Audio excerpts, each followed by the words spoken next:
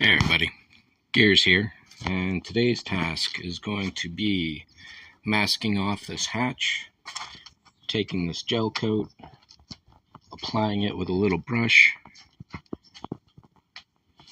fiberglassing it once it's cured, pulling that off, and then tomorrow I'll be able to make a casting of the window and the hatch itself. I'm not doing all of it. The idea is that I'll be replacing the glass itself, so I'll cut that out eventually. So I'll cast the glass, a little bit of the edge, and somewhere down to around here, I think. So I have the entire slope. And then, yeah, we'll see how that goes. There's a fair amount of prep I still have to do. I'm going to be using regular masking tape, some plastic, some contact paper. I'll get another shot of that in a minute. And this is one last deep breath before donning the Tyvek and the air filter and applying gel coat to most of the back here. I did some magic marker work here to give me an idea where the shape is. I got the grooves nice and tight as I could. Turns out I didn't need the masking tape, but oh well. I had originally been thinking I'd be able to put contact paper over the window. However, it just wrinkles up too easy and it has air bubbles and all sorts of problems. Not that this doesn't have air bubbles, obviously. That's not going to be a problem because most of this is going to be under a surface. So this planter here, whatever it is at the bottom, up here against the window, it's 20 inches around. A 1-inch lip allows for an 18-inch dome to have an half-inch perimeter around on inside it. So this is the closest it can go without affecting the hatch actually being fully open. And the build-up, just like the Naboo fighter, there's going to be a bit of probably a surface building up from here, lines up to all the way up to wherever the top is going to be of the droid slot itself.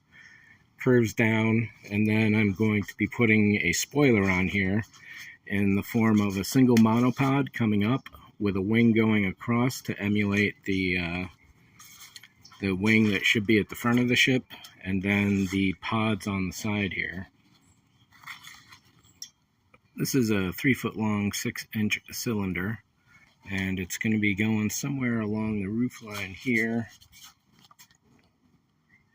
just like that. So you can see about 3/4 of it from the front, the wing going straight across, whereupon the other one will be sitting somewhere here-ish, I think. Probably about right in line with the droid slot, and that's going to be about 2 inches off the top here, so somewhere up around here to there. We'll see how that goes. Today, like I said, it's all about making the casting, and here is the offensive stuff itself. Evercoat, gel coat, polyester. It stinks like heck. So let's see what happens. And here's what a gel coat looks like. It's no more than 2 glossy sheets of paper thick, or at least that's the ideal.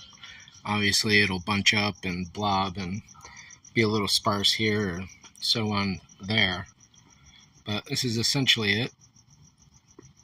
I'm not too worried about any of the wrinkles in the plastic, any plastic that either stays with the mold or causes any weird shapes.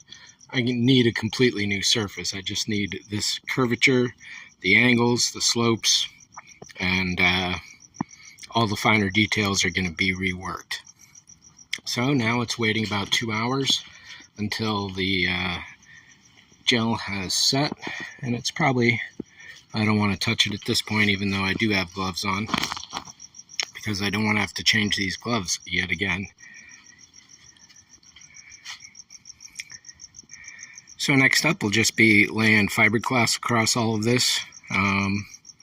That's pretty much it. Let that set for a couple hours. Hopefully by 6, 7 o'clock I can pull this off, clean it all up, and I'll be done. So let's see what's next.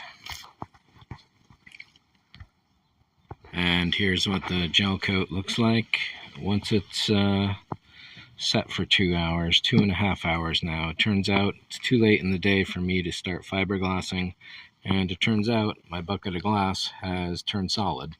So there's nothing sloshing around in there, which means I can't fiberglass anyway, but it also means I can't take this off and drive my car to get more fiberglass.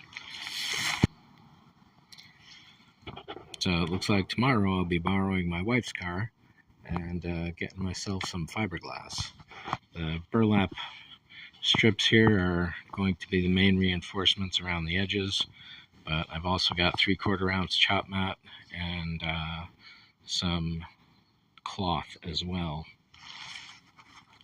Just whatever I have on hand.